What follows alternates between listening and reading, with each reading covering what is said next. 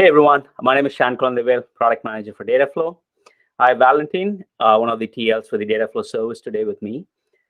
Earlier this week, we had to help a customer who had trouble submitting Dataflow jobs because their Dataflow jobs failed to start. So as part of that investigation, Valentin put together the sequence diagram that proved quite useful in that debugging. And we figured some of you that may run into similar issues would find it useful. So why don't I, Valentin, have you walk us through the sequence diagram, and then maybe we can spend some time looking at a few sample jobs to see how you can, apply what the sequence diagram shows in actually troubleshooting an actual Dataflow job. With that, Valentin. Yeah, sure. Hi everyone, I'm Valentin. And Apache Beam for a few years now. So whenever I come across a pipeline that fails to start, I try to understand where in the startup sequence we have a problem. And to do that, we need to have a mental model of the startup sequence. And my simplified mental model looks like this. Let me present. Can you see the screenshot? Yep, you're live. Okay, so let's say a user submits a pipeline, and it tells Apache Beam SDK to serialize the pipeline graph and send it to Dataflow service for execution. Dataflow service spin up some workers, and then the worker initialization sequence happens. So there are several components that run on Dataflow worker, and these components run inside a container pod. And the service that's responsible for spinning up those containers is Kubelet. And a couple of important containers that are in that pod is the harness container, which is responsible for interactions with Dataflow service and the worker, and interactions between the SDK and the worker, and the SDK container, which is responsible for actually running the user code. And one of the Dataflow features allows you to customize the SDK container images. So you can either use the default container images that are released by Apache Beam with every release, or you can customize your own execution environment for your pipeline user code, and you can do that by supplying a so-called custom container image. So those containers have to start before before the workers can start process the work items, and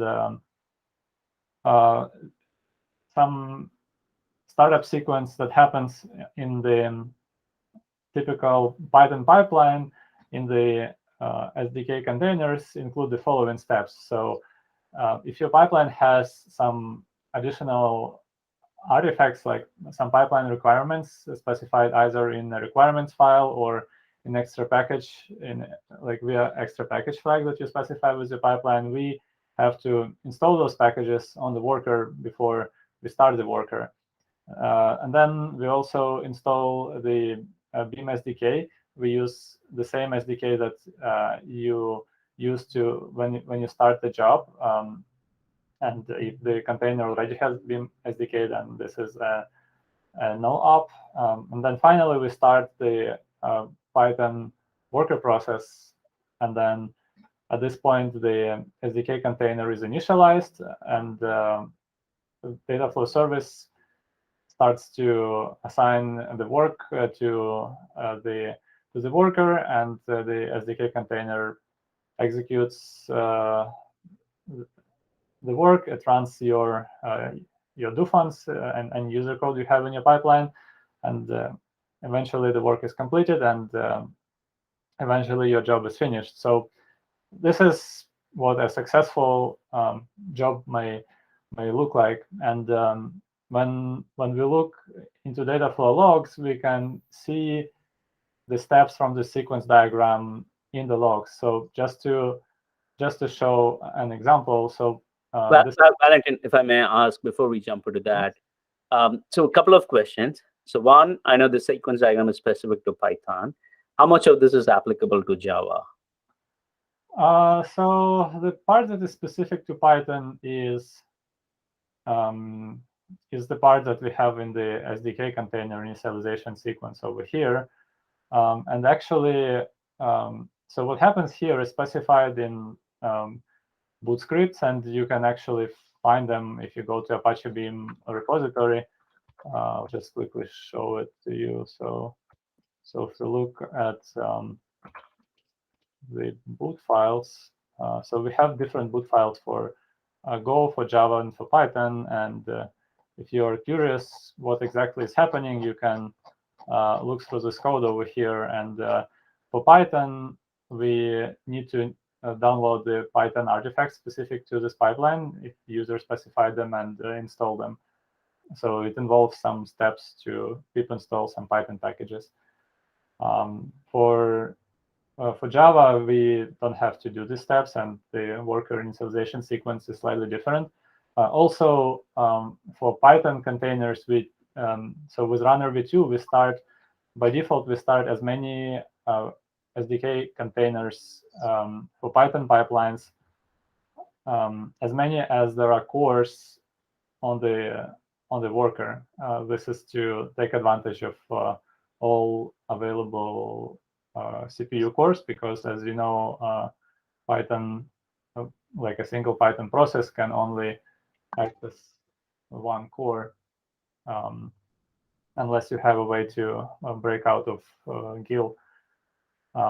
So that's why we start multiple Python containers on the workers. But for example, for Java pipeline, we will start only one container that will run the Java interpreter. And if you have a cross-language pipeline, then you may have, for example, one Java container and one Python container. So like the pod of containers that will be started for your pipeline may be slightly different. Yeah, but this diagram just shows you the typical flow for typical startup sequence for a Python job. Any other questions, Sean? That's great. One more question before we flip over and look at a sample job. In your experience, what are some of the places where you've seen failures, or what are some of the common cases where you see a failure in the sequence? Most likely, most failures for Python pipelines are usually due to some mismatched pipeline requirements, where either user specified some requirements that fail to install. Maybe they specify a package that's not available in PyPy, but also not installed in their container, or there is a mismatch. For example, if the user starts a Python pipeline using Python 3.7, but uses a custom container for Python 3.8, for example, this can be a problem. Or sometimes something strange may happen during the pipeline dependencies installation sequence, where a user can have like a complex dependency chain, and when these dependencies start to install,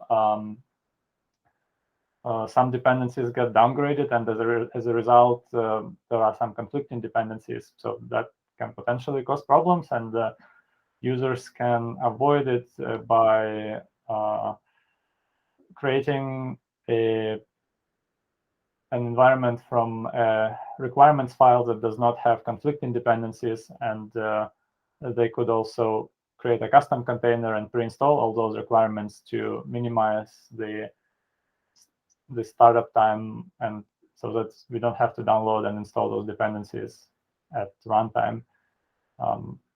Yeah, so those are some of the frequent. Yep. Fantastic. That makes sense. Let's flip over and look at some sample jobs. Okay, so this is just a simple word count job, and this job is successful. And I'm gonna go to worker logs and kind of try to trace the sequence diagram from a mental model in the logs that I'm seeing. So what can I see so far? So a user submitted a job. This job is using Apache Beam Python 3.7 SDK version 234. The job is successful, so that's great. And let's just take a quick look at worker logs. Okay, so by default, let's see what we have. Okay, so I wanted to make sure that we have logs from all steps. So we have some. Okay, so there are different loggers over here. The system logger is just shows the logs from the operating system. They are not very useful for us right now. And then we have the kubelet logs, which is the service that starts the container pod. And then we have logs coming from the Docker logger, which is usually the log stream that contains logs from Docker container startup and the boot startup sequence in the container. The harness logger will have logs from the containers that interacts between Dataflow service and the worker, and then there are worker logs. So once the worker actually starts and we initialize the Python process and we start requesting the work and processing the work, then some logs will appear over there. All right. So yeah, so we can take a quick look at the diagram again, and let's continue. So let's try to see where these logs are on the worker. Okay, so let's try to find, for example, where we start the SDK containers. So let's take a look at the harness logger over here, and so we see. If we scroll up a little bit, so like once the harness started, it doesn't start work until the SDK containers have started and registered with the harness. So we see that it's waiting for 2 SDK containers to register. So that tells me that for this job, we have 2 Python SDK containers. So probably it runs on the workers that has 2 CPU cores, and we have one container per core. And then, like, eventually, the SDK containers have registered, and then the work starts. So let's look at the like where the SDK containers start, and like try to find like this part of the sequence. Sean, did you have a question? No, please keep going. Okay. Yeah. So yeah, just now we looked at logs from the harness container, and then now let's try to find these logs over here where the SDK starts. So I'm gonna go back to the logs. So let's look at the Docker logger. Okay, so what do you see here? We scroll up a little bit.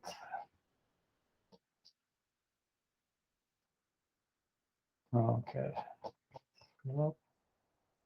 Okay, so this is where the relevant log stream starts. So at first we download several artifacts that are relevant for this pipeline, such as the Python main session. We download the SDK. And this pipeline doesn't have any additional like requirements files or extra packages, so that is it.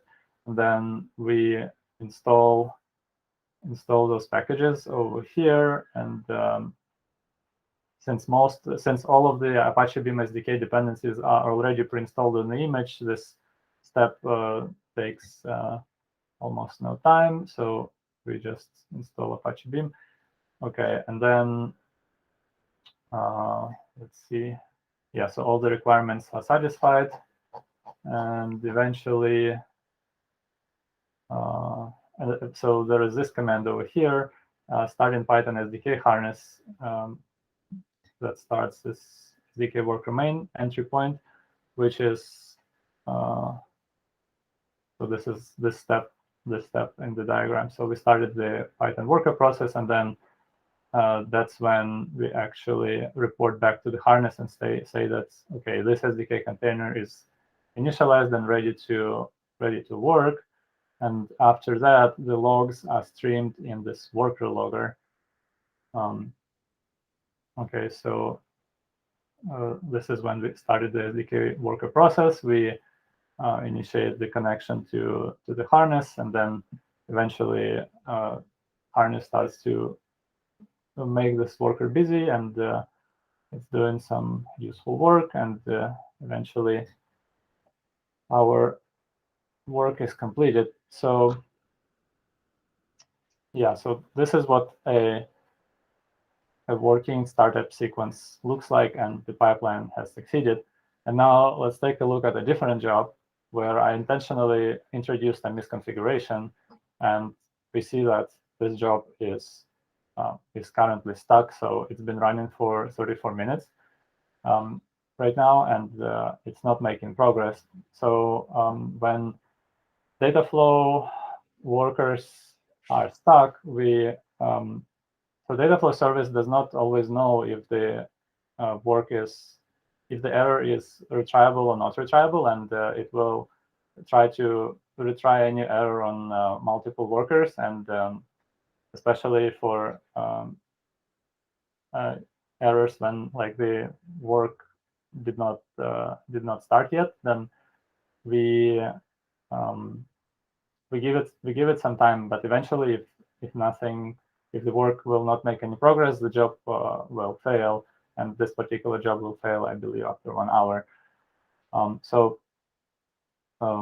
Let's see what's the problem here. So a quick look, if we see the diagnostic tab, it says, okay, could not start worker Docker container. So it tells me that the kubelet was not able to start some containers in the pod. So what I'm going to do is I'm going to go to the workers and see what container has a problem. Which container has a problem here? Okay. All right, so let's make sure that we have all the log streams. Okay.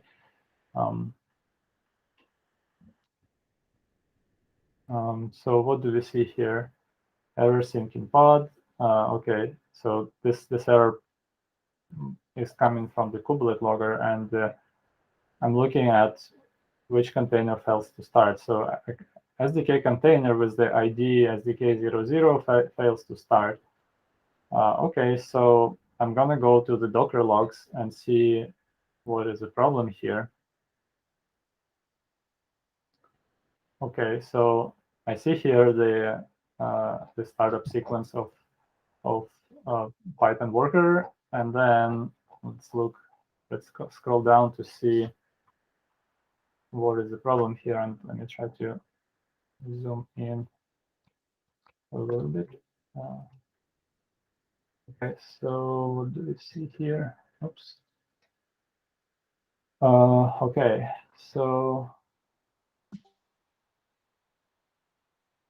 so I see this error over here, right? So